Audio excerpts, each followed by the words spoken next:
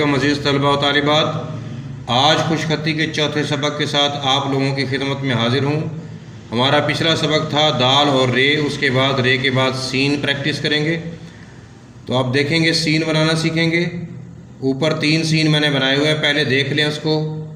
यहाँ से छोटा सा मद्दा की तरह बनाएंगे, फिर गोल ले आएंगे और यहाँ से बिल्कुल सीधा लाइन तक ले आएंगे इसको। अब यहाँ से नीचे लेकर आएंगे और फिर गोल करते हुए ऊपर ले जाएंगे। यहाँ तक सीधा लेकर आना है और लाइन से नीचे गोल करना है। लाइन से नीचे थोड़ा सा भी सीधा नहीं होना चाहिए। यहाँ पर देखें गोलाई का ये वाला हिस्सा इस हिस्से से छोटा होता है हमेशा। पहली गोलाई है अब तक के हरूफ में, तो ये आपने जहन में रखना है। और इस चीज़ को ये शेप बिल्कुल सीधी बनानी है। ऊपर भी बनी हुई है। अब देखें ऊपर 3 शक्लें बनी हुई हैं। एक ये शक्ल बनी हुई है, इसमें क्या मिस्टेक है आप लोगों को बता दूं। यहाँ पर ये ऊपर नोक निकली हुई है, नोक नहीं निकालनी, यहाँ पर गोल करना है।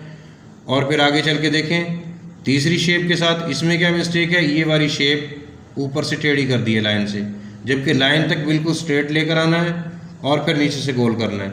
अब दोबारा देखें, और ये मैंने साइज़ का आप लोगों को बताया था, पेन पेंसिल और पॉइंटर विदाउट कट का जो साइज़ है वो 2 लाइनों के दरमियान से तकरीबन शुरू होता है हरूफ का। यहाँ से लाएंगे, अब इकट्ठा लिखना सिखा रहा हूँ, यहाँ से सीधा और फिर नीचे से गोल करेंगे। ये सिरा कम रखना है, पहले वाले सिरे से बिल्कुल गोल बनाना है।